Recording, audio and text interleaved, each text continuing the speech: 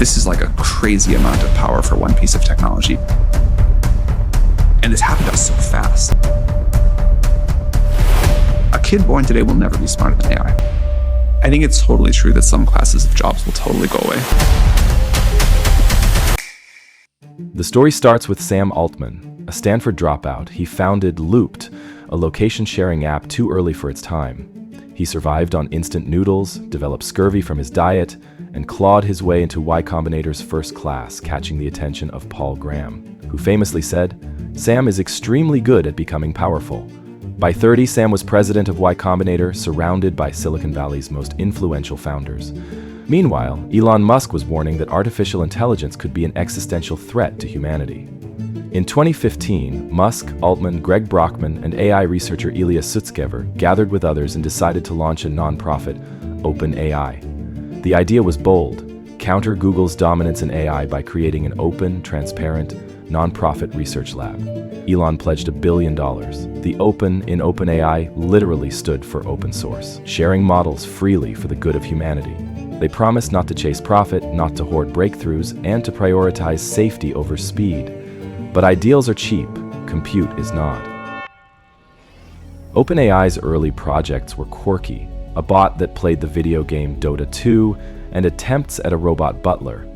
Employees later admitted they were basically doing random stuff and seeing what would happen. But behind the randomness was an audacious mission: build AGI, artificial general intelligence, machines that could learn new skills, match human abilities across domains, and improve themselves beyond human comprehension. Internally, they described it as building God. The paradox was obvious. They wanted to build the most powerful technology ever, and yet promised to release it openly to the world. The turning point wasn't OpenAI's doing. In 2017, Google researchers published Attention is All You Need, the paper that introduced the transformer architecture. Unlike older models that needed neatly labeled data, transformers could digest messy, unstructured text and learn. OpenAI seized on this faster than Google itself. They had one huge advantage: Google was cautious, worried that a chatbot might damage its search business. OpenAI wasn't. By feeding transformers the internet's endless text, they created the GPT line of models. For the first time, an AI system wasn't narrow, it could generalize. You could ask it anything. This was the moment when the nonprofit research lab realized it had something commercially explosive. But there was a problem: money. Training and running these models required billions in compute. Elon had quietly pulled back his promised funding, leaving OpenAI scrambling. So in 2019, they executed one of the most controversial pivots in Silicon Valley history. From non-profit to a capped profit company, investors could make up to 100x their money. OpenAI could now raise capital and license its technology. And their first major partner was none other than Microsoft, who invested $1 billion and gave them access to Azure's vast compute power. The irony was brutal. The nonprofit that wanted to challenge big tech was now fueling one of the biggest tech companies in the world.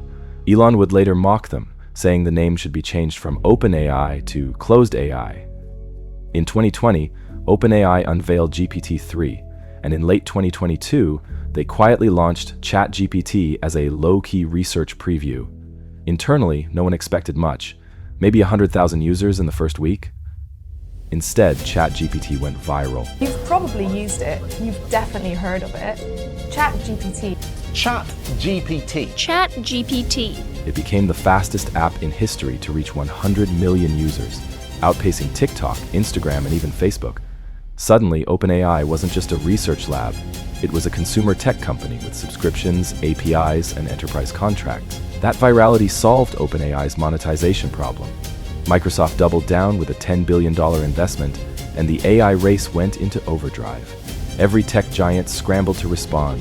Google rushed out Bard, Amazon poured billions into Anthropic, and venture capitalists threw money at anything with AI in the pitch deck.